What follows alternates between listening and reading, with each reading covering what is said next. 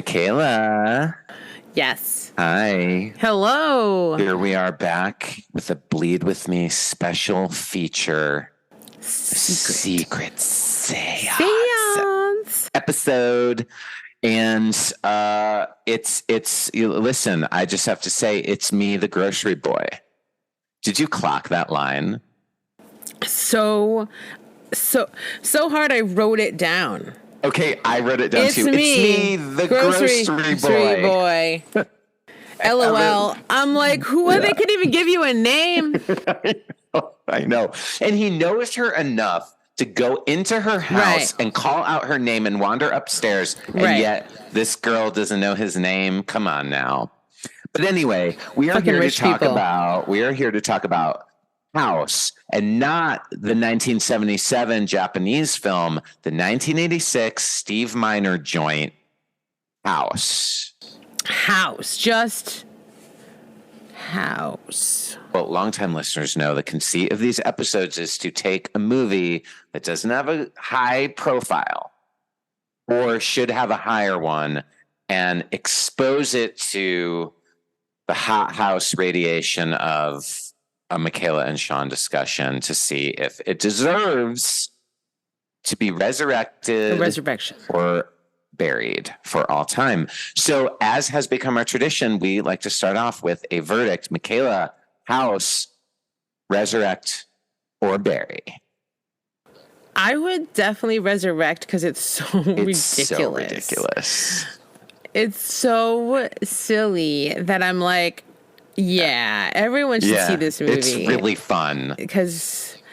And the effects are cool. Yeah. Like, the monsters are cool. And that's worth it alone. But also, like, it's bonkers. And it's fucking batshit crazy. I tried to think of the Halloweeniest movie that I could maybe, like, do because it's spooky season. And I feel like House is just pure, cheesy Halloween vibes front to back. Like, so cheesy. Yeah. It's so good. It's really fun. Yeah, it's really fun. Oh my God. Yeah. No, so I'd resurrect it because now it's one of those movies where I'll be like, have you seen House though? It's so crazy. It doesn't make any sense. Yeah. And if you say that, people will think you mean the Japanese one, but this one is also crazy. Yeah. In a whole different way. Totally this one I don't think this one was trying not to make sense. I think it thought it had a real grip on its plot. Yeah. You know? Yeah. And I have it's complex. Yeah. It's complex. Well, it does try and cram a lot of story levels into itself. It sure does. But it really is just an excuse for creepy shit to happen inside a house. That's the conceit.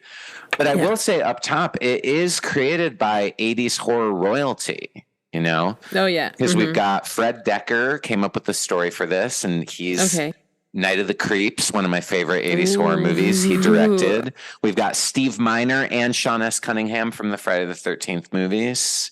Oh, okay. Like, this is a big deal. Like, this is what Sean S. Cunningham and Steve Miner cut their teeth on Friday the 13th, made a fucking buttload of money, and then decided to do this. Yeah, that's insane. I know. Why? I don't know. They must like haunted house movies. I mean, I do too, but let's mix it with a weird Vietnam movie. It's like, wow. I know that part, right? It's a male melodrama. You know, that's really what it is. It's like about a traumatized man who has PTSD from Vietnam, and then his kid goes missing, and he has to process all that grief and trauma. Battling the house that he grew up in. Battling the house. Which is haunted? I feel like he must have known it was haunted, right? Dude, there are questions like that in this movie. There's so many questions. And I have a lot of complaints about George Wendt's behavior in this movie because Norm from Cheers is in this. The star of this movie is the greatest American hero.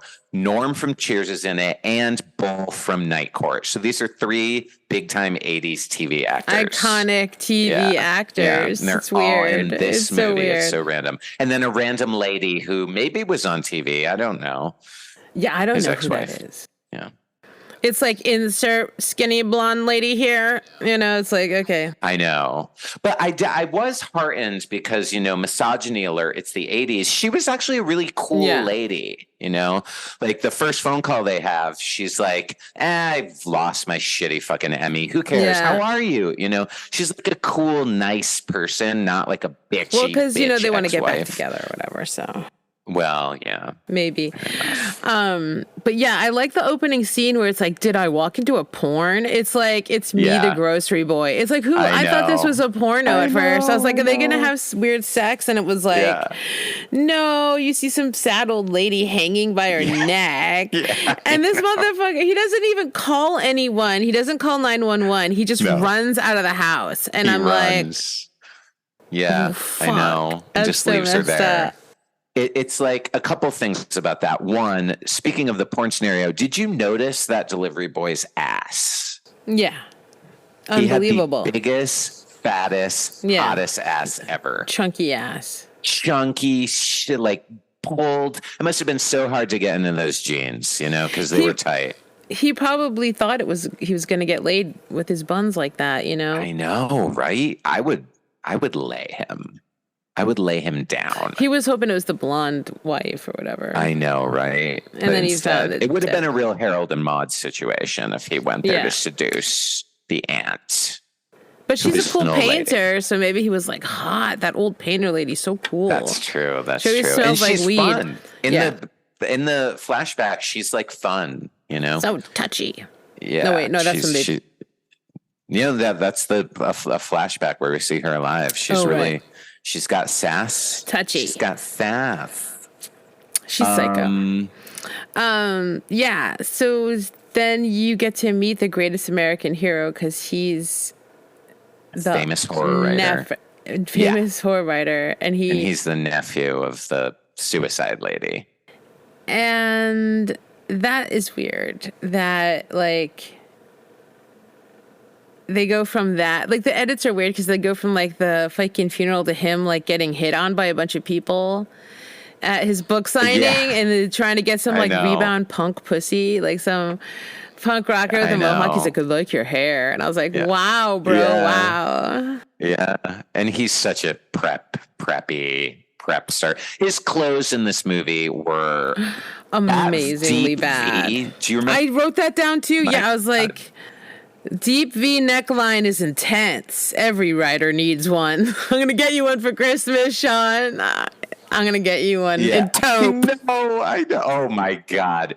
The listener, it's a taupe fucking deep below V his sweater. Sternum. Like the V is like all you the see way down his to like titties. Below his sternum bone. Okay. Zero shirt. He has no shirt underneath it. No shirt. He just is the greatest American hero. He is hairless. He's Dolphin Boy. Have you accidentally summoned an unwanted spirit with your Ouija board novelty rug? We were just playing Twister. Maybe you somehow twisted your way into a hellmouth with that spirit board themed blanket. I'm surrounded by shadow people. Well, you're in luck. Say goodbye to accidentally conjured evil with Demon Chaser, the only exorcism that comes in a handy aerosol spray. Just fill the infected area with Demon Chaser and watch those wretched souls crawl back into the depths of hell. Thanks, Demon Chaser. May cause runny nose, mild sneezing, coughing, disorientation, and diarrhea. In severe cases, opens up an even bigger portal to hell and allows Asmodeus and Azazel to appear and tear out your immortal soul. Lesser demons may appear. Do not use Demon Chaser if you are currently possessed or lactating. Ask your spiritual guide about Demon Chaser today, before it's too late. I'm losing my grip on reality.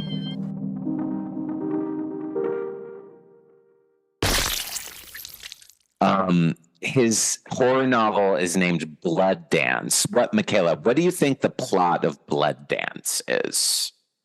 This is the book he's signing, like where all his fans are like, a vampire meets a punk rock girl with a mohawk. Oh, okay, got it. And they go to the prom. Think there's like ballet. They go to the prom or something. Oh, there you go. They go to the and prom. And then the guy eats all the kids at the school, and she's like, I hated them anyway. And he's like, hey. Oh, I like that. See, I thought maybe it was like the prima ballerina at a like dance company like slowly realizes that there's like a serial killer after her and blah, like some bullshit like Suspiria kind of thing. Yeah, kind of like Suspiria, but with like a straight up serial killer stalking her and killing her ballerina friends and shit, you know? I had no idea. They didn't tell us. Something lame. I'm sure it's lame. But did you clock? So the deal with this dude is that he's this like Stephen King-esque horror writer, like famous enough that like random people are like, hey, are you? What's his name? Robert Cobb. Cobb? Bob Cobb? Robert Cobb. That can't be Roger. It's Roger. Cobb? It's Roger. Ew. Roger Cobb. It's Roger Cobb. It's right. The kid, the little boy is named Robert. So he's Robert Cobb. Bob Cobb. The little boy he has to babysit.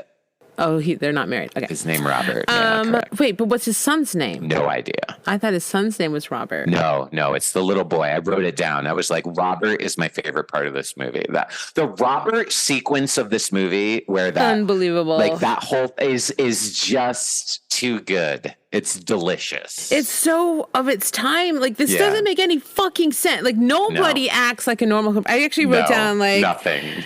I was like, wait a minute, wait. Why was I saying? The things that the neighbors ask each other to do in this neighborhood is just too much. I know. Too much. But I did like the joke. Hold my gun. I liked the joke that he thought the hot blonde lady was there to like see him, but it was like to pawn her kid off on him. That was a good gag. I was into that. That was a good gag, but it's like, how does that happen? And then it's always in these silly movies where it's like, how does this happen to me? It's like, because you didn't say, bitch, get your fucking kid out of my house like a normal-ass person would. I know. But whatever. I guess he liked and then I wrote down during that sequence, because he has to take care of this little kid and he gets lost, and I was like, greatest American hero, worst babysitter ever. I was like, how many children do you have to lose? Yeah. I know. Like how, and again, I didn't buy that. Like he lost his son in that house, but he lets this other stranger kid like run around the house. Same house, everyone. I agree. It's like he wanted that kid to die. I know. And I would have too. That mullet on that child, he was hideous. I don't even understand. I don't understand. Okay, but back to where we are. So the place where this dude is at is we've got a Stephen King level writer whose son vanishes and his marriage to a like television actor falls apart. Yeah. And he's a popular horror writer, but he wants to write his serious like Vietnam book based on his Vietnam experiences. Did you clock what we see him on his pathetic 1980s computer writing? Did you clock what the name of his Vietnam book is called? It's so bad. Blood War Dance. No. Just kidding. One man's story. Jesus Christ. I know. It's so bad. When I saw that, I was like, what? Yeah. Really? Oh, no. That is so lame. No. Whatever. I also like that it's the 80s, so when he comes home all disgruntled from his book signing, because it also made it seem like he only wrote one book, didn't it? Because he's like, you better write something new. It's like, we can't just keep signing this one book, he said. Oh, I think, no, he said it's been 2 years since your last book came out. Okay. We can't keep doing these signings on this same book over and over. Yeah, but then he comes home and he throws an unopened box into the microwave for 30 minutes. And I was like, God damn, the 80s. Jesus, no wonder people have so many gastrointestinal problems. You can just throw a whole box into the microwave without taking off any of the wrapper for 30 minutes. Yeah, it's like a microwave banquet. It's like a chicken banquet dinner, but he throws the whole box in and just puts it on 30 minutes, guys. 30-minute microwave dinner in the box. I was like, I know. It must be like the power must be turned all the way down to like -1. And it's frozen solid. It's like, of course, it takes 30 minutes. Yeah. I'll just let it defrost naturally over the course of 30 minutes. Yeah. Gross. So weird. It just struck me as bizarre. I was like, is that how it really was back then? Yeah. But so his aunt has committed suicide, and then there's all this convoluted shit where like his parents died, and then his aunt took over as his like surrogate mother. So he kind of grew up in that house, but then the aunt commits suicide and he's like gonna sell it, but then he decides not to sell it. Because doesn't he have like a dream or something where the kid's in the house and he was like, oh shit, I can't sell the house. I bet because that's where the kid disappeared. Yeah. And then he calls, or the ex-wife calls, he's like, I'm keeping the house. And she's like, don't do it. And he's like, fuck you, dummy. Yeah. And then he goes back to the house he grew up in because he knows something is amiss. And so you have to, the way that the kid, I know they tell you this later, but the way that the kid goes missing is odd. Because again, the dad is just ignoring the kid like most dads do, and then the kid just disappears from where he was sitting, and then ends up in the middle of the pool. Yeah. But for a second, he runs out the front, and they do this weird thing where like this car drives away, but it's like a total misdirect. Maybe it's misdirect. And then he just ends up in the pool. It's like some missing 411 shit is what I wrote down, which is like so fucking creepy. It's like the kid just disappears out of plain sight, and then ends up in the middle of the pool, and then he thinks he drowned, but the kid disappears, and no one believes him. Yeah, the dad dives into the pool to rescue his son, but this is not there anymore. Yeah. And no one believes him. No one believes him. So, of course, he would stay there and look for his kid because it's been a while and no one's found him and whatever. So he stays in this house to find the child. I do think this is a clever way to keep a character in a haunted house. The missing kid. Like, there's a lot about that. That's dumb. But I do think like it is a good motivation for him to not leave. Because after the first like uncanny event happens, he's like, anyway. Yeah. And it's like, okay, well, you're looking for your kids, so I guess I will accept that. But it is super weird. Yeah. And then he's there and the midnight monster comes out, and that's awesome. Okay, wait. Quickly, before we do that, though, I have some George Wendt content we need to get through. Oh, right. Okay. The pushy, weird neighbor. Yeah. So, there's just a couple things I want to say. One, I don't know if you clocked it, but the movie Don't Look in the Basement is playing on the TV at one point, and that's fun. I love that movie. Okay, moving on. Did you clock fucking, what's his name? Roger. Did you clock Roger's toothbrushing technique? I absolutely did. Had the same thought. And I was like, that's so unhygienic. What? It was so weird. He unscrews the cap off of the toothpaste. Then he eats a bit of the toothpaste right out of, like, squeezes it into his mouth right out of the tube, then puts the cap back on, and then puts the brush in his mouth to move the toothpaste around that he has bitten off of the tube. It's so weird. It's unnerving, and I hate it. What the fuck? How does he put deodorant on? He bites it and licks his fucking arm like a cat. It's gross. Ew. Does he wipe his butt like in a weird way? I don't know. I was like, I hate everything about that. Yeah, it's so bizarre. I did not appreciate it. I hated that so much. And then it's all dripping and gross. Anyway, but yeah. And first of all, he meets his neighbor who then recognizes him, of course, because he somehow has his book in his pocket. Come on. It's so weird. Okay, but there's a couple weird things about it. Okay, this guy isn't... So is he lying that he doesn't recognize him and he has put the pages to get them signed? Because I was like, if this guy lived next to the house that Roger Cobb, his favorite writer, grew up in, he would know that. He would fucking know, exactly. Yeah. So I thought the only way I could explain it, his behavior, was that he was pretending not to recognize him and then was like, oh, you're Roger Cobb. And then took them. So he had stuffed them in there. But we're giving the screenwriter a lot of grace by doing that right around for them. Fuck that. Okay. Later in the movie, George Wendt, who is so weird in this movie, is like... He really is. Like Roger comes running out of the house in his Vietnam gear because he's being a spaz.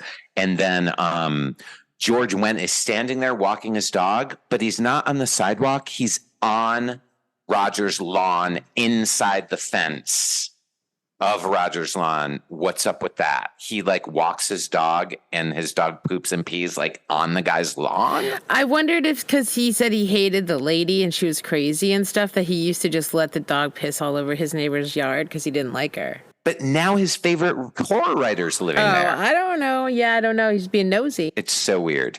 It's passive aggressive. It's like this weird psychic vampire way of let me into your life. You have to come yell at me. He is a psychic vampire. Come yell at me. Come yell at me. I'm pooping in your lawn. Like, that's some crazy shit. Yeah, get your attention. It's fucking crazy. And then after Roger blows him off again and is like, I enjoy my solitude. I need solitude to write. The guy lets himself into Roger's house with a pizza and beer, walks upstairs into the guy's bedroom with pizza and beer. And fucking scares the shit out of him. Unbelievable. That's insane. I would have you arrested. Yeah, what the fuck? I would be like, get the fuck out of my house.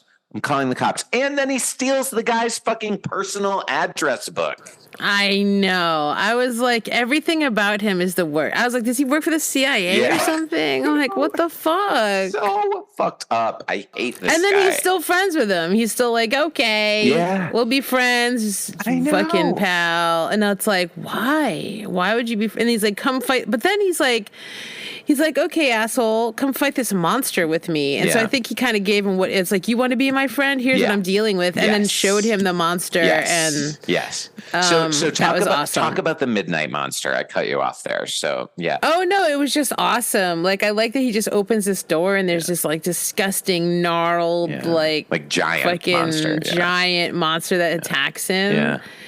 And then he's like, oh no, and just like closes the door. Yeah. It's like I wouldn't. I'd be like. But he does do something that makes sense for a human to do, which is buys a bunch of camera equipment to try to like document the facts that there is a midnight monster in his closet. Yes. Which but is also like guns. And he has guns. Well, the guns are already there. Because he's got military experience, as we know, from Vietnam.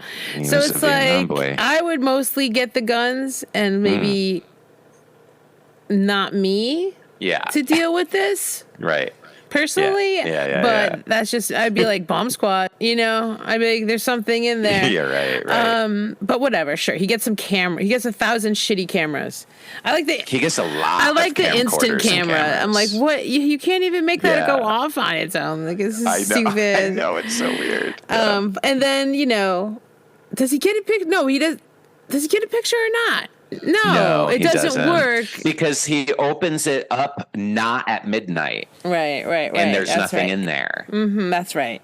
And then the clock rings and he's like, oh my God, it's going to come out at midnight. And he runs up to do it. But then George crashes the party and is like, oh, I'm a stalker. Oh my God, so fucked up. It was really bad. He's a bad boy. And then the swordfish happens. Are you sick of having things stuck in the cracks of your teeth? Yeah, I'm always getting stuff stuck in there. Are you tired of being embarrassed in public by having some nasty shit all up in there? There's always something in my grill. Spinach or popcorn kernels. Well, then I'm gonna blow your mind out of your asshole. Only nerds have dozens of teeth. Unitooth! You only need 2. One on the bottom, one on the top. No more flossing for me. Those days are over. I was spending thousands of dollars on water picks, strings and flosses and things to put between my teeth, but not anymore. With Unitooth, I'm just ready to go with a clean sweep of the toothbrush. And I'm squeaky clean for the rest of the day. Unitooth is adjustable. Use it however you like. Customize your teeth and make however many you'd like. Take them out. Put them in your butt cheeks. You ever heard of the man who taught his asshole to stalk? Thanks, Unitooth.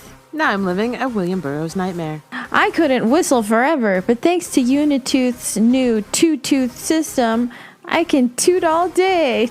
Tootly-toot. Put it in your hand for a fun party trick. Using our patented enamel foam, you put it in overnight in our mold and it fills in all the cracks, just simply melding all of your teeth into one. The Unitooth. Finally, all your teeth can live as one biome. Prune your garden with your face. Unitooth's patented super hard material means you can bite through things you never thought you could before. Think of the possibilities. Tires, seashells, nutshells, bullets, Computer screens. shoes, entire monkeys. Do not use if you are currently possessed or lactating. Get Unitooth and say goodbye to flossing forever. Now all you need is a squeegee. Squeak, squeak. Unitooth, Unitooth. You only need two. One on the bottom, one on the top.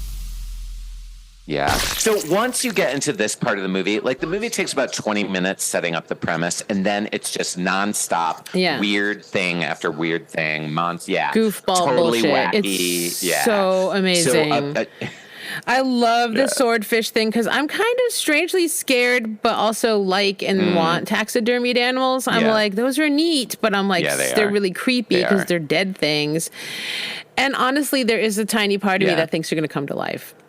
Or that, like, if there was a haunting, that would be definitely something I would go into and make talk. Like, it's just such a good vehicle for terror. And so this is like this gigantic swordfish, and it's really scary and funny. And it reminds me of like a giant Billy Bass, big mouth Billy Bass or whatever.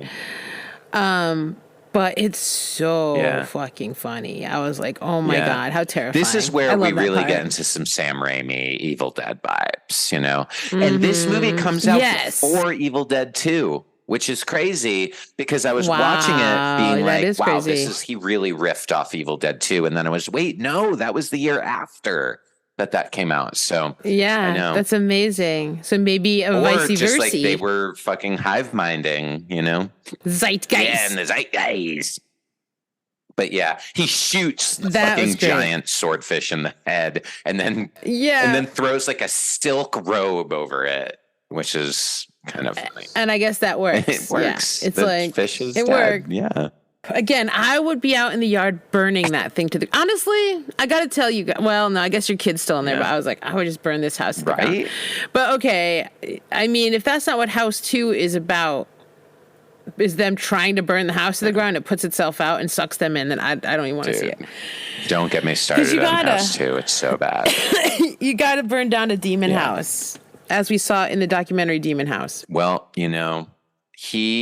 Actually, the upper story of the house is on fire at the end of the movie, so maybe it does burn down. Right, you would think. I don't know. I didn't see the second one. The second one, I will tell you, has no characters and no plot in common. It is a completely different movie.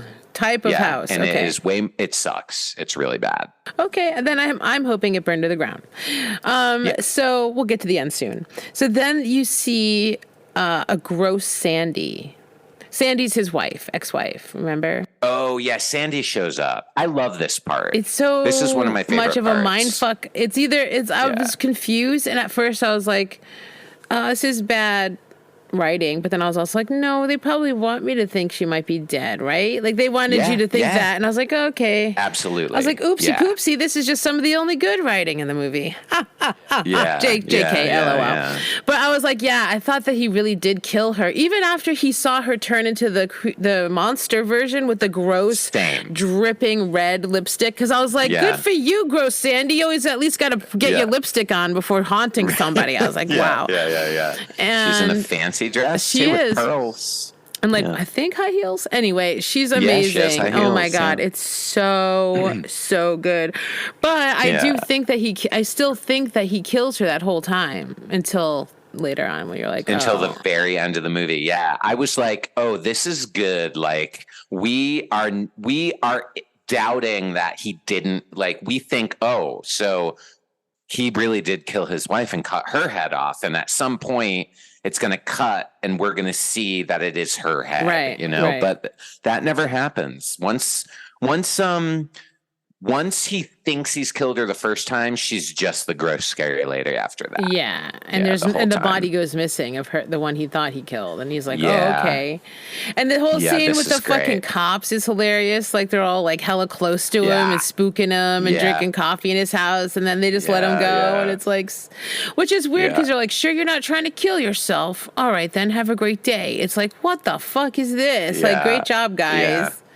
I know. Whatever. But I do love that, once again, a neighbor calls... How did George Wendt get into that? He was like, see you later. And then the next thing you know, he's sitting with the cops having coffee. And I'm like, Didn't he just say, I'll see you later? No, he forces his way in. Oh, I missed that part.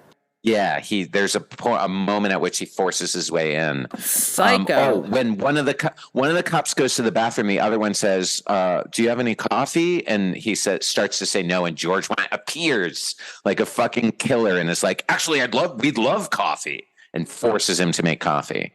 It's so fucking gross. Psycho. Oh my God. But they leave. They leave, and it's really fun what happens with like the scary lady, because earlier in the movie there were these like flying like sharp implements. Like there's like a flying axe and a flying like garden shears and flying all these things. And I love Micaela. I laughed out loud when later in the movie he like opens the bathroom door and they have followed him into the house. All the implements are like hanging there, like they're following him around. I fucking LOL'd. But he locks them in a room, and then later when the scary lady's chasing him, he opens the door and they come out and get her. Come out and they chop her head off. Get her and they chop her head off. Yeah.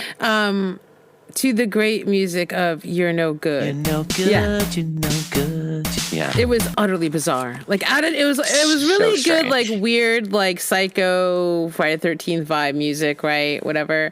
Yeah. And then all of a sudden it's just like, "You're no good." And I was like, what the fuck? This is so surreal. It is so. It's very strange. So surreal. Like why that? Oh, why? Yeah. Oh, why? Like they just kept throwing humor in at the weirdest times. Weirdest. You have to admit, I feel like as horror movies progress, they got a little better at throwing humor into the mix. Well, it's not as clunky. It's not as clunky. Yeah, yeah. Well, I mean, I think the writing on this one is it's not just all as clunkers. Strong. Yeah, it's a lot of clunkers. No, you're right. Though there is a legitimately hilarious moment that we'll get to where I was like, that was good. Whoever came up with that line is really good. But there's only the one. So then the lady comes over. What lady? Right? The fucking neighbor lady. Ingrid. Oh, Unga, right. Yeah. I don't know. I'm going to say some weird names. So earlier in the movie, he's outside getting the mail or something, and this like hot blonde, like stereotypical 80s yuppie hot European, blonde. Which all the Americans in the 80s thought was so much hotter as if she was Scandinavian. Yeah, Swedish. Yeah, she was Scandinavian. Yeah. But she jogs by. Yeah, she jogs by, and he's like, yeah. And then later in the movie, she shows up at his front door, and it seems like she's there to like get to know him. She's not. She's there to pawn off her ugly mulleted child, Scandinavian child who went on to win Eurovision. Wait, that actor? I'm just kidding. Wouldn't that be great, though? I got you. Really? Oh, my God. But I'd believe it, wouldn't you? What if we look that up and it's fucking true? All right, anyway. I'll freak witchcraft. Out. Then that is true. Then you'll believe, finally? I'll believe everything if that happens. Jesus. Oh, my God. I pulled that out of my ass. If that's true. Okay.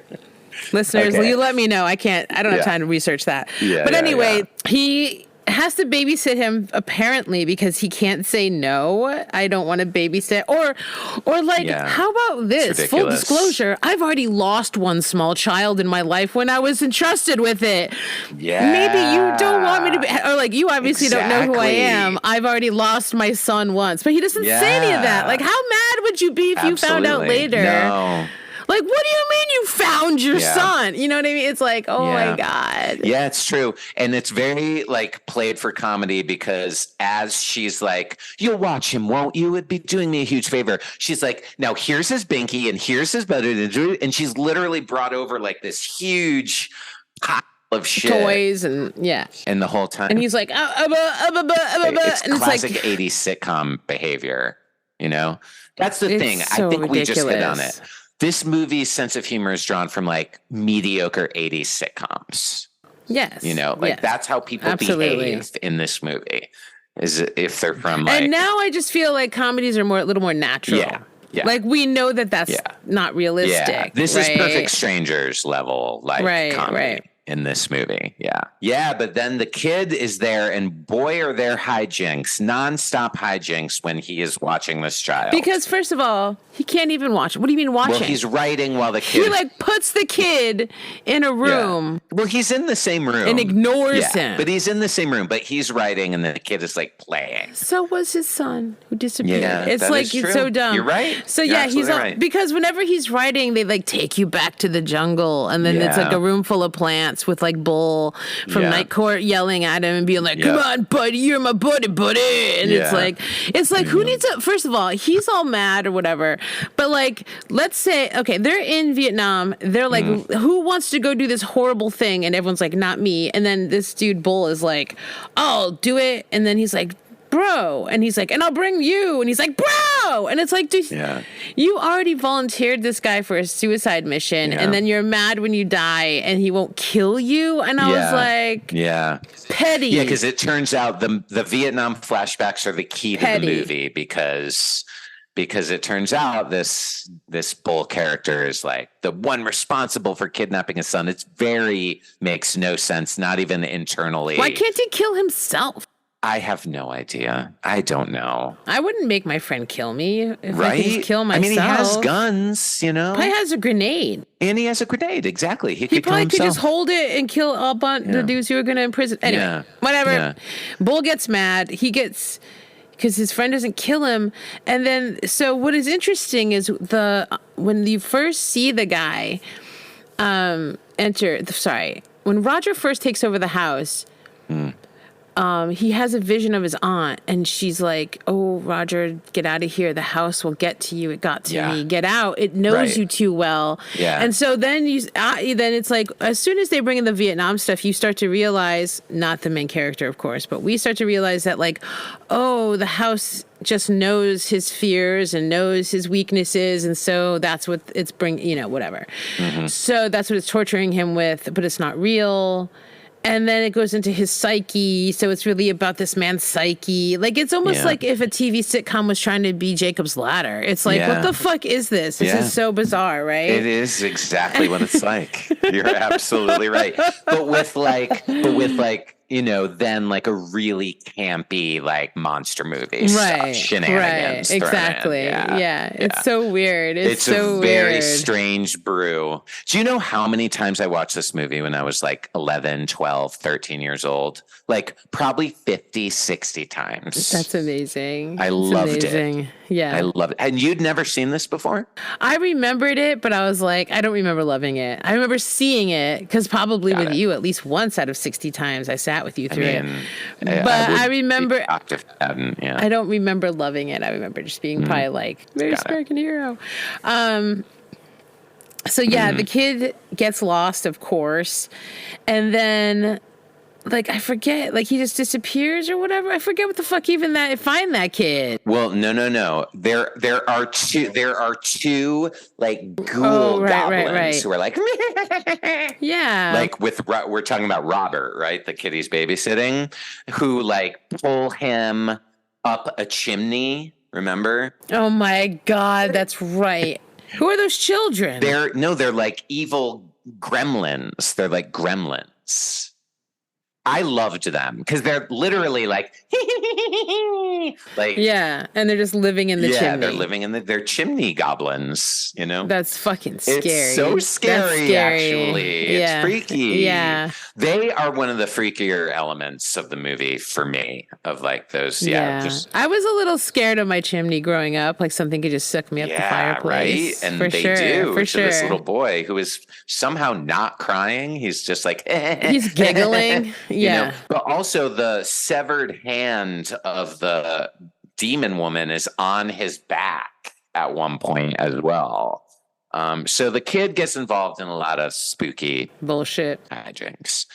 But then we get a heartwarming scene of the greatest American hero, like sponge bathing this small child. So inappropriate. It's weird. It's very weird. He's like, I know babysitters bathe little kids all the time. It's not that weird, but somehow the movie makes it feel wrong. I know. I was like, what the fuck is this? And I get that we're supposed to be like, see what a good daddy is. Like, see what a good dad. And like the whole driving force is that he's lost his son. He might lose kids, but he'll bathe them if he finds them alive. He's very maternal. He like bathes people. He's always putting blankets on people and like tuckering them up, and he's very in touch with his feelings, this guy. He's very forgiving of his stalker next door. Oh my God. Yeah. He's a pushover. So he's very helpful. And so he's like, okay, I got to get my fucking kid back, right? Because after that, I think he's like, fuck this. I'm getting my kid back. And that's when he asked the stalker over, right? Okay, wait. Before we get to that, I just want to point out, this is the line that made me LOL. And I think it was actually good. So I don't know if you remember, but when he's writing and the kid is playing, the TV's on and it's his wife's show, his ex-wife's show. Oh, yes. And it's a parody of a soap opera. And I thought it was a pretty good parody. Here's what she says. She says, my sister is an only child and you abused her. That made me laugh.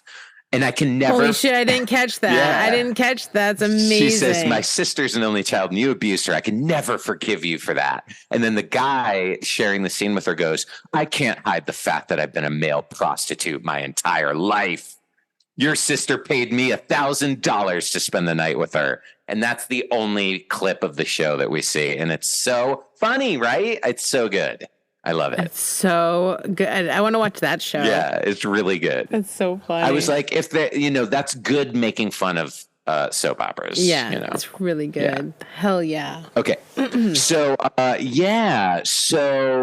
after the kid leaves, he's like, I am going to get to I'm going to kill this monster. Yeah. And I don't know why that's so important to do, because I thought the point was to find his kid. Get your kid, yeah. But he decides my priority right now. So he drags George Wendt over. He's like, you want to be friends, huh? Yeah. So, but then why would you ask him to be the one to shoot the spear? Oh my God. Michaela, remember at the beginning of the movie when the realtor is showing him around and shoots the spear gun like right next to his head and is like, oh, sorry about that. Silly me. And it was so weird. And then he just stares at him all like, what the fuck? Yeah. Into the next scene. Like they cut that scene and then it starts the next scene with him still looking at him like he's an asshole. And I was like, this is actually really funny. Yeah. But they never explain it. It's just like some kooky ass motherfucker. Kooky realtor from Craven Realty. Oh my God. It's a Wes Craven shout out. So, but why would you give George Wendt the spear gun? Why wouldn't you be like, you open the door, I'm going to shoot the gun? Like, would you trust that neighbor with the spear gun when you are in the line of fire? But I also wouldn't trust him to open the door. Exactly. Or be near the monster. You wouldn't? I think he was like, I don't want you near the monster. I'll be near the monster. You shoot it. But also I would be like, well, if he gets eaten, I really don't care because this guy's an asshole and he broke in my house. You know what I mean? That's so true. I'm just saying, like, I thought it was weird because I was like, why wouldn't you be the one? I just wouldn't trust him with a gun. But he does give him the spear gun and then the monster. Was it because he doesn't like to kill things like his friend? Oh. I don't know. That would be very subtextual. No, I don't know. That's crazy. Idea. No, he killed other people. Yeah, he was a soldier. Sorry. But then there's this whole sequence where the monster comes out and George Wendt is like, and then does shoot the monster, but then like the harpoon is tied to like a rope. Yeah, that's how you catch whales. Because you're on a ship, you pull the whale back over to you. Okay, got it. Yeah. But then Greatest American Hero's foot gets caught up in the like rope. Yeah. And he gets dragged off Saw into the that closet. coming a mile away. I did. Yeah. Although I thought it was going to be George Wendt. Yeah.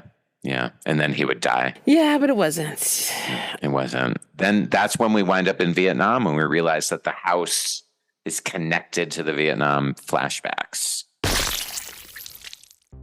Have you been injured in a cryptid-related injury? Have other lawyers laughed you out of their office after hearing your esoteric claims? The law offices of Choot, Farf, and Trickle P are here to help. We have over 6 years of experience helping victims of the paranormal get the compensation they deserve. Have you ever been fired from a job because of a werewolf's curse you never asked for?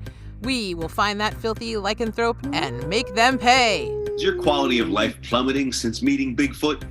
Did a vampire steal your blood? Did the Jersey Devil leave permanent scars?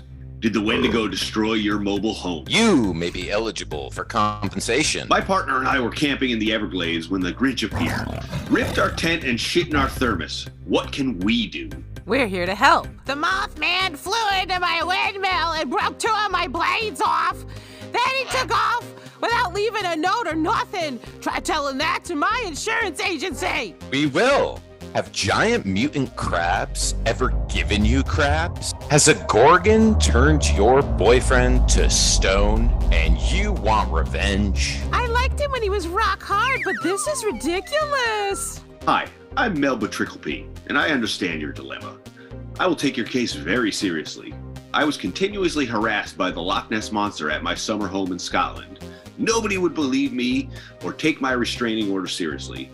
That's when I started Choot, Farf, and Tricklepee. We're here for your cryptid legal problems. 2 Fresno crawlers stole my backpack and seduced my dog away into a portal. What's my next move? We'll take it from here. We've successfully retrieved 3 different species from various portals around the world. We've also successfully sued mermaids, the chupacabra, and the Mongolian deathworm. We will not give up the fight until you're properly compensated for your time, property, injuries, and soul removal. Call us today and make those cryptids go away.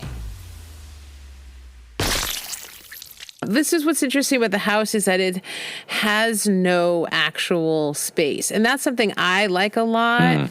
And that would be an element as per our conversation about the dark song about like having a cool thing that's like magic house full of spells is that there's no real geometry or there's no real it's like you make sacred geometry so there's no real dimensions anymore and like the house could just open up to like anything. It's full that would have been so cool. It's full of interdimensional spaces, this house, and I love that. So it's like cool. You get pulled through a closet and it's like, oh no, or like he sees this weird painting of like his kid trapped in a mirror in the medicine cabinet mirror, and then so he smashes the mirror and now it becomes this like gateway to another dimension. I was like, that's fucking scary. That's cool. The kind of shit I'm literally more scared of than ghosts and stuff is like other dimensions opening up because that's science. Like we know that happens. Like they've actually found portals opening up around the earth, like space portals where like just whatever debris and ions and information come through, but they're real. And so it's like, that's so scary, man. Like anything could come through a portal. I love that what this scene. house. So this house is a portal. The house is a portal. It is a portal, and I love the scene where he smashes that mirror and sees that it's just a big black space, and then he shoves his head out the window to look at the house. That's what I mean. He's like, how? And it's like, how? It's like, that's fucking magic. That's scary. This was that to me was the most Sam Raimi moment so he lowers himself down into that interdimensional space behind the mirror with the rope and is like basically like kind of spelunking down or like rappelling down. And then this like flying bat skeleton steals the shotgun from him and then is like and like shoots the rope so that he falls into that. It's ridiculous. So much. I love it so much. That is pure Sam Raimi energy there. I love those little bats. The bat was great. I loved the bat. I wanted them as a pet. Yeah. I could train them to be good. A bone bat with a monkey face. Who knows how to already shoot a gun? Yeah, it's like a fucking... How much more terrifying could you get? Exactly. It's like, go around San Francisco. It's dangerous now. Well, not if you have your gun-toting scary bone bat. Dog. Yeah. Yeah, your bone bat scary dog. Yeah. I loved it so much. And then it's just so weird. It kind of like goes on a little too long too. And you're like, Jesus Christ, get out of this void already. And then he just falls into like some water, right? And then sees his kid in a cage. Yeah.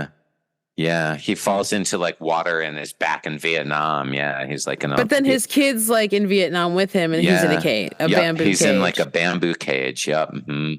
And then you realize Bull is mad, and he's a zombie. Bull is mad, and he's a zombie with not very good zombie makeup. No, honestly, like he can't really speak. Like when he talks, like the makeup doesn't really move. It's so weird. So it does not look like he's talking. Yeah, and he's such a big-headed dude already that when you put that much prosthetics on someone, it's like it's just too big. It's like it looked crazy. Yeah, he looks really weird, not right.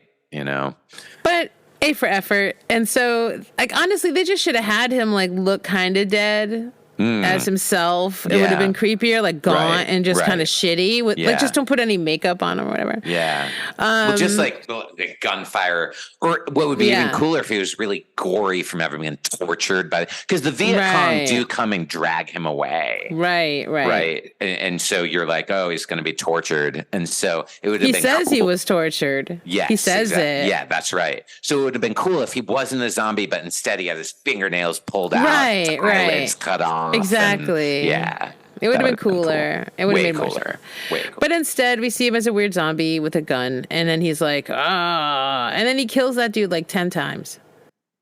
Oh my God. I love the moment though. He does kill him a lot. He kills him so many times. So many times. Yeah. But I love the one where like he opens a door in the house and all of a sudden it's like a cliff, a seaside cliff.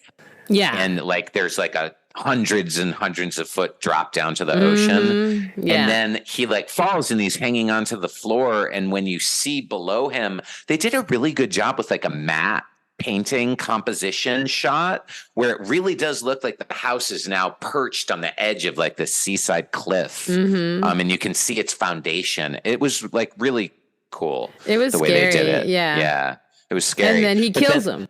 Yeah. He pulls him and like, he belt loops his Dude, hands. Like, he takes he like pulls the like daddy move and takes the belt his belt off with one hand. Yeah.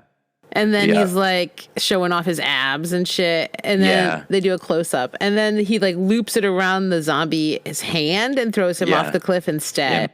Yep, and pulls him off. And then does something I'll never be able to do, which is pull myself up by my hands. I was like, who can do that? I was like, bullshit. Guys who do pull-ups. Guys who can do pull-ups. Never. Yeah. I'd be dead. I'd be like, oh, well. I'd be trying to swing my leg up. I'd be like, if I can get my leg, baby. Me too. I couldn't even hang by one hand. I mean, I'd be dead. Yeah, grab my belt.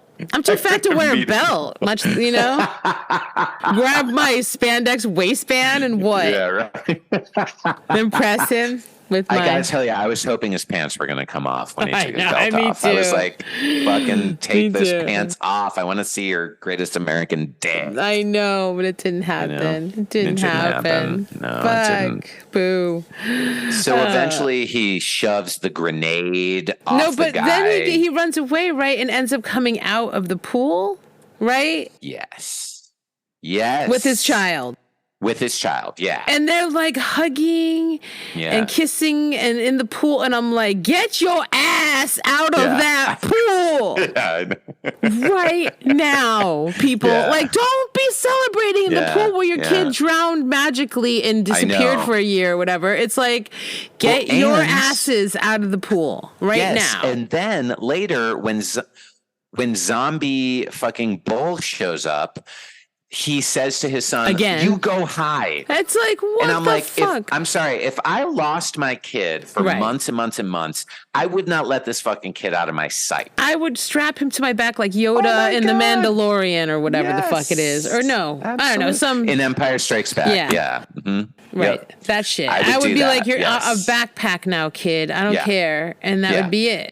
Yeah, I'd be like, you're not leaving my sight. Even if a zombie kills you, he's killing you in front of me. I would put him in a duffel bag and carry him if I had to, or a trash bag. I'd be like, just tell daddy when you can't breathe or whatever. Yeah. Like, but he's like, no, go, get help. I'm like, what is this kid gonna do?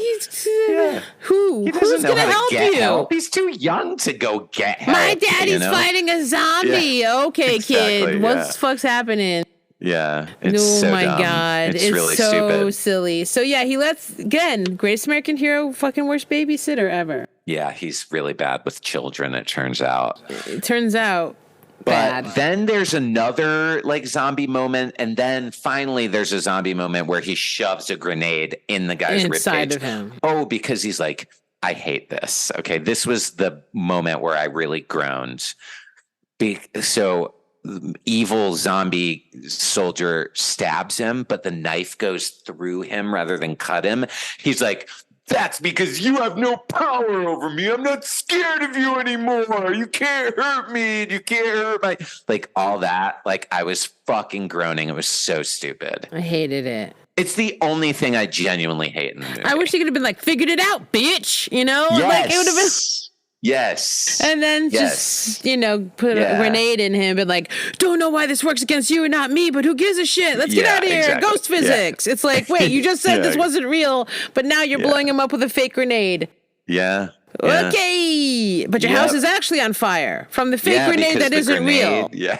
Yeah. Okay. A ghost grenade. Or was it one of his grenades? Who knows now? It doesn't matter. It was on Bull's like utility belt. Okay. Which goes back to your point from earlier. Why couldn't he just pull his own grenade if it was right there on his belt when he was laying there dying in the jungle? Stupid dummy. Dumb. Yeah, and but also it goes to show that wasn't actually his friend doing that. It was the house bringing up this guilt memory. It's not like his friend actually did come haunt him. Like, that's just the house saying that. Yeah. Oh, is that what you think? That it wasn't actually him? Of course. No, his friend forgave him in the afterlife. Has the house been defeated? Has the house been defeated at the end of the movie? Yeah, because he's like, you ain't got nothing on me. You're just in my head. And it was like, you're right. I'm just in your head. And so if he brought up any other nightmares, he'd be like, you're in my head. And the house would be like, fuck, can't fool this guy. And it's like, no. So you're right. I'm so dumb. I was thinking that he was like a super zombie or something. No, that's just it's a creature of the house, and that's why the aunt was like, "It knows you too well," and he's like, "What do you mean? I don't care. Oh no, don't hang yourself, bite." And then. That makes me like the Vietnam stuff more. That's why it was. That's why. And then he's sitting there writing it. Yeah. And then the ghost is looking over his shoulder. The house is looking, being like, I know what to scare him with now. And it's like, what the fuck? Right? Yes, you're absolutely right. Yeah. So no, it's like his friend isn't actually haunting him. Well, now the house is on fire. And the cheesiest ending of all cheesy endings happens. Oh my God. It was so ridiculous. Bad. Like, the traumatized child runs out of the house, totally fine, by the way. Isn't rocking back and forth or have a shell shock face like the kid from whatever, that weird war movie we saw. Come and see. Yeah, come and see that 14-year-old or whatever. They're like, oh, we just actually traumatized the actor, and that's why he looks like that at the end. And you're like, wow, holy shit, dude. So like, kid doesn't look anything like that. He's okay. He's great. And then like, he's like, mommy, because she pulls up in a taxi cab at the exact moment. It's just the most 80s moment ever, where the mom shows up, and then you're like, oh, he didn't kill her, thank God. But also George Wendt is there, like watching also, why does he need to witness this? I have no idea. So weird. I don't know. And he's like, I called her. It's because of me. She loves you again. And it's like, I hate you so much, George But this is how sappy I am, is that when the kid runs into his mother's arms, like, I got choked up. Are you kidding me? Oh my God. I was like, oh, she was so happy to see him. I know. That's funny. I'm so stupid. And then the Greatest American Hero has like the weirdest, dumbest smile on his face. Was yes, iconic. I was so happy that it freeze framed. I was like, yes, 80s bingo card hit. Yes, pleated pants. Yes, fucking George Wendt. Yes, freeze frame ending. Yes, hell yeah. Oh, they also had a swipe down edit. Yes, very 80s. Yeah, it was like very 80s. Yes, good job. Yeah, it was just really fucking at the book 80s. The book signing. Yeah, that's right. Yeah. The Deep V. We got to make bingo cards for this actual movie people can watch. It's like, seriously. And we could offer it as on the website. Yeah. You could print out your own bingo card. Exactly. Deep V. We got the swipe edit. What did we say now? We got freeze frame ending. Freeze frame ending. George Wendt. Or even an 80s sitcom star. 80s sitcom star. Because there's three in this one. Yep, there's 3. A disembodied body part, or a body part that's been like cut off of something, like a head or a hand or an arm. I will say, I thought it was really clever the way they did him cutting her up and burying her all over the yard, where it just cut to him and now there's like a million holes behind him. I thought that was really clever. Also, the scene where he's dragged the rest of her body outside. Oh, this is what leads him to cut her up. And the blonde neighbor appears and is like, oh, we should play sometime. And he's like beating the body like with the shovel every time she turns her back. I thought that was fun. Like in a really cheesy 80s way. Yeah, like he kept stepping on her fingers and shit and being like, stop it. Yeah, that whole thing. That whole scene I really loved. I thought that was like stupid, fun, good old American horror movie nonsense, horror comedy nonsense. Yeah. But with a horror movie twist that like makes me like it more. Yeah. I also wrote down misplaced 80s song for montage. Oh, good job. Yes, good job. Yeah, because that was something else. Yeah. 1, 2, 3, 4, 5, 6, 7. I guess we need one more to make a square. Okay. How about a misbehaving dog? Who's the misbehaving dog? Remember, there's a dog that's knocking over his garbage can at the beginning of the movie, and he's like, you dog. And then later, the dog shows up and it has the monster hand in his mouth. Oh my God, you're right. There is always a misbehaving dog. Yes. In the 80s, there's always a misbehaving dog. Jesus, it's so silly. Yeah, it's really dumb. And that's how the monster hand is on the kid's back when she shows up with them. Because the dog carried it away. Yeah, that fucking hideous child.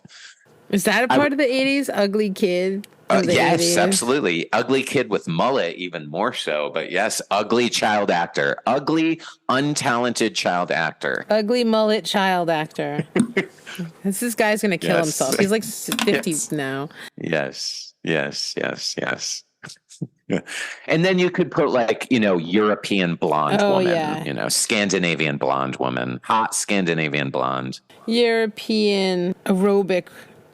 Oh, yeah. Bimbo. Yeah. Headband. She's wearing a headband when she's jogging. You could put headband on there too. Aerobic headband girl. Yeah. Okay, there we go. Yeah, Swedish hottie.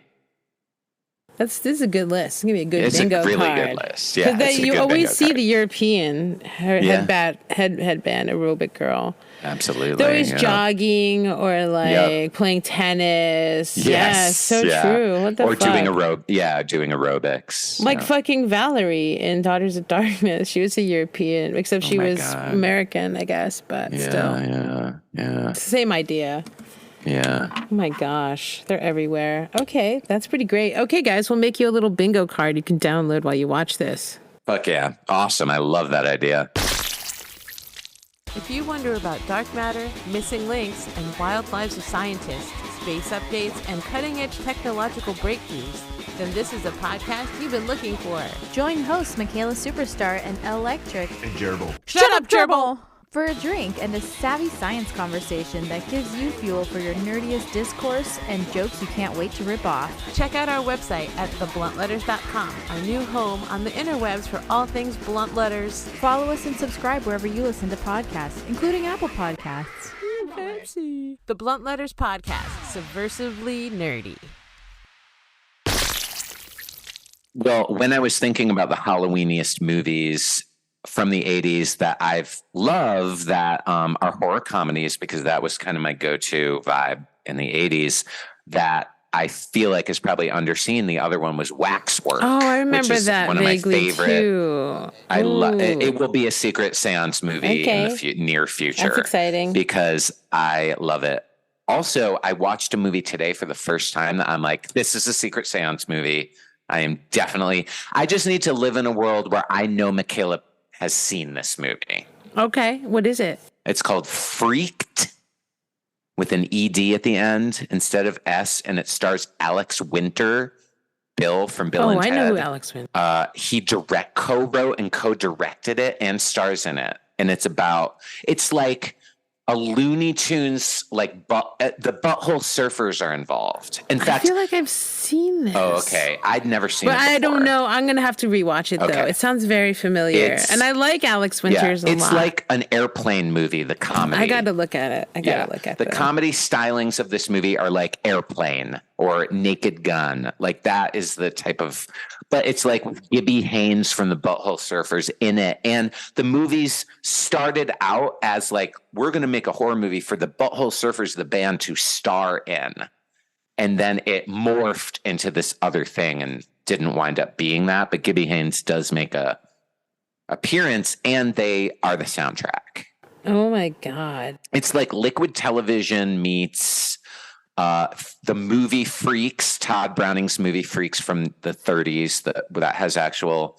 Yeah, it's like it must be seen to be believed, and I just need you to see it. I don't know if I've seen it. Yeah, okay. I actually been looking at some of these clips now. I don't think I saw this. If I did, cool. I do not remember it. I'd never seen it. I can't wait. Yeah, it's going to be really fun. It's going to be super fun. It's so weird. You know what else we both finally saw that we were said we would talk about briefly is fucking Talk to Me. Okay. Tell me, Talk to the Hand. Yeah, give me. Actually, there's a cut off hand in this movie that is on a child's back and in a dog's mouth. And this movie, Talk to Me, is about a hand. What did you think? I loved it so much. I bought it. Wasn't it so good? I loved it. It was so good, dude. Because I knew. There's like certain movies classic. I just know I'm going to like, even from the trailer. Because trailers are usually just a lot of garbage anyway. But I was like, damn, I am going to love this movie. And it was really fucking good. Yeah. I really like the ending. I like when I can't completely like see it coming. Ending. And I like that a lot. Yeah. I like that it plays with like whether or not you think she's crazy the whole time, and the fact that it's kind of like both. It's like, yeah, it's both.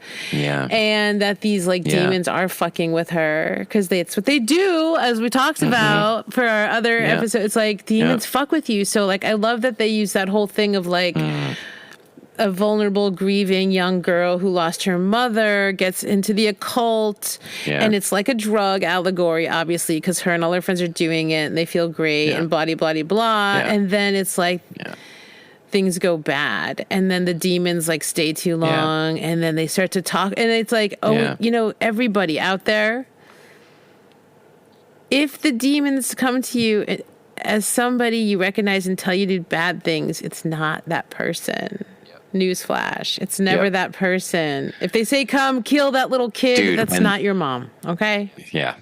When that little brother does the hand and then the mother starts coming through and then he starts fucking pulling his, oh my God, it was so, I don't want to spoil it too much for everybody, but our listeners, but it that whole sequence was so fucking gnarly. Amazing. You know, all the actors are so good. Everyone's so good. I love the mom trying to get them to admit they're having a party, and she's going around. She's like, "So, what time's the party?" She's so great. She's so great. I love her. I love her. Yeah, she's from. I know her best from Sabrina. I like her. Oh, yeah, she was. Isn't that her? She was Éowyn in the Lord of the Rings movies. Which you characterized as 16 hours of walking, which fair. Yes. Yeah. Yes. And I think she was in Sabrina. Maybe I was wrong. You're right. But that's She was. I did never seen the show, but I know that she was on it. I love her on that. She's in War of the Worlds, also the Spielberg version.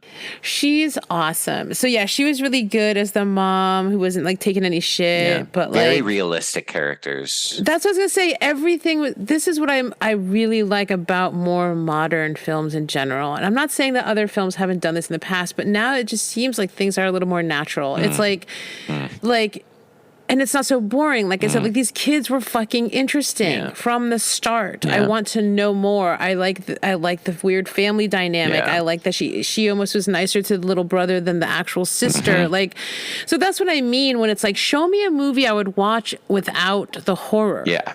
Yeah. And then add some horror. Yeah. Like, that's how you get me into, like, and I just think we're better at that. Like, you know what I'm saying? Like, I just think we're getting better at that, where it's like, not so like, how am I going to set up this crazy thing? It's like, listen, we'll get to the crazy thing. What you need to set up is a not so crazy way to get there, or not a way that's super boring or just suddenly gets you there, right? So this movie really pulled that off well, where it's like, again, it's just a classic Ouija board tale, right? And like, and then it gets out of hand. Yeah. So it was a good twist on it. I love the fucking hand. It was really cool itself. Like, just the fucking prop itself was great. And so... And I just want to point out, two Indigenous Australians directed this. It stars a woman of color. It's like...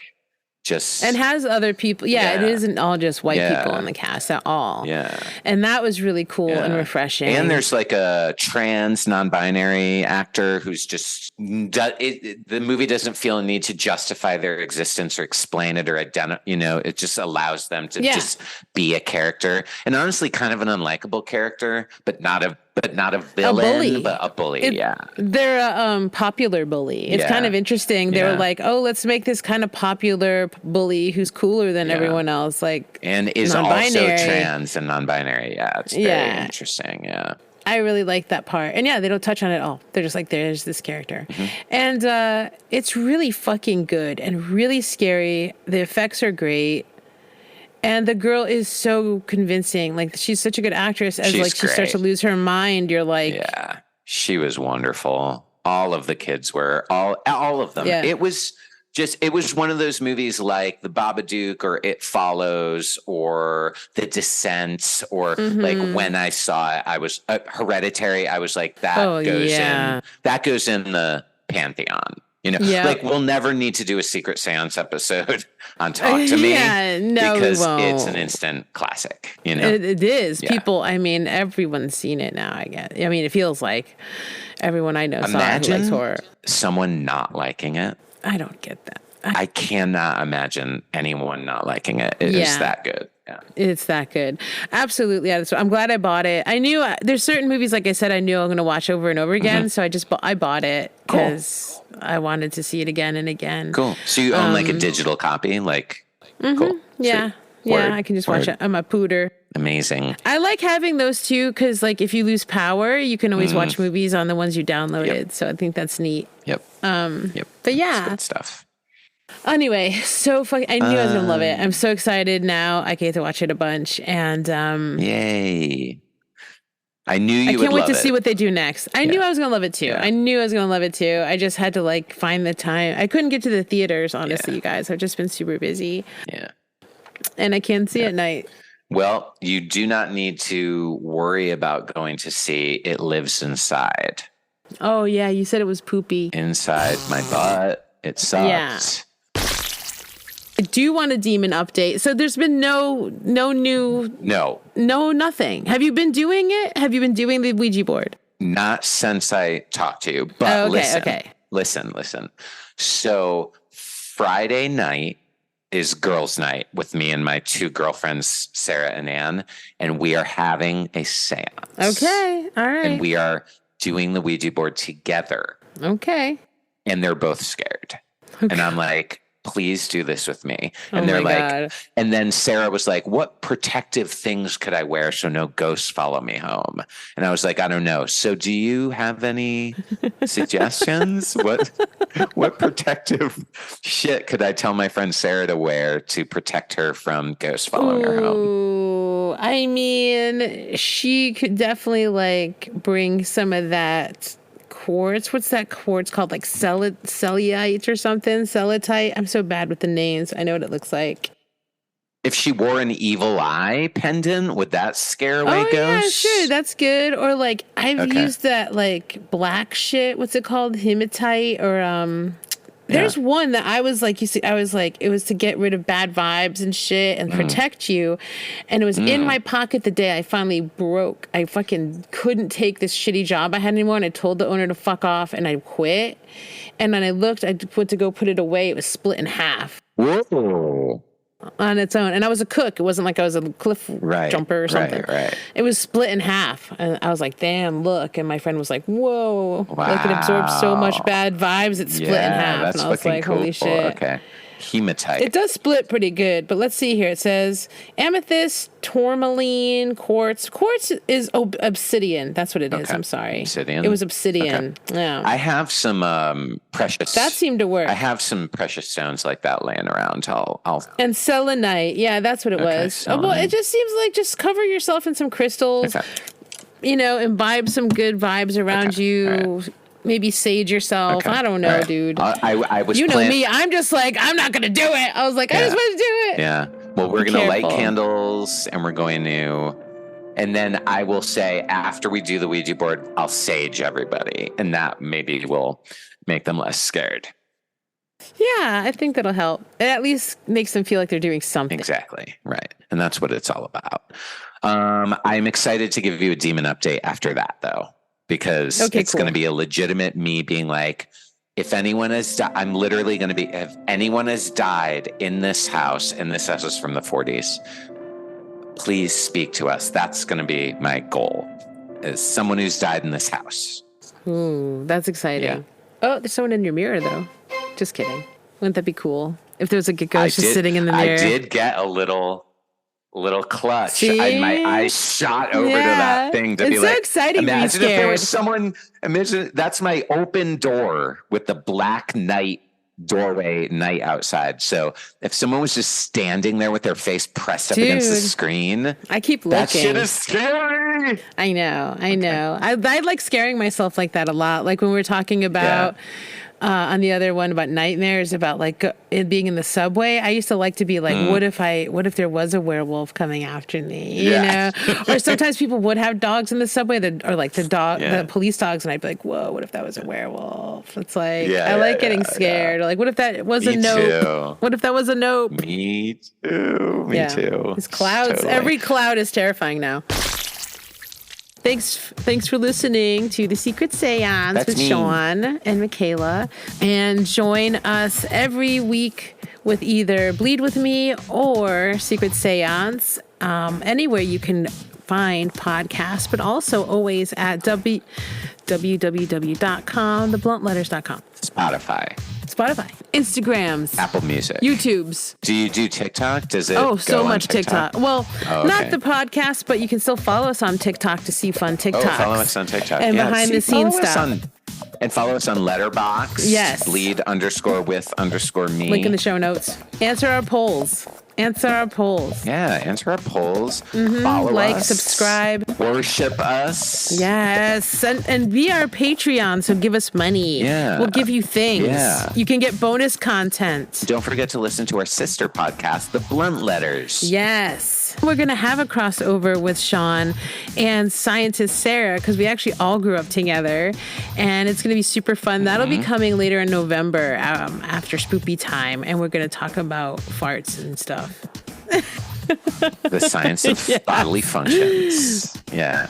I have so many fart questions. Like I'm already brainstorming them. See, this will be good. You'll be the question asker, and we'll be the answerers. Yeah. It'll be so fun. Oh my God. It's going to be great. And you will definitely all be explaining science things to me throughout. So, because I know that's what we do. I know nothing. I'm stupid. I don't. That's what we do. We make it so everyone likes science, essentially. I think that we have come to an end of another episode. So, listeners, as always, stay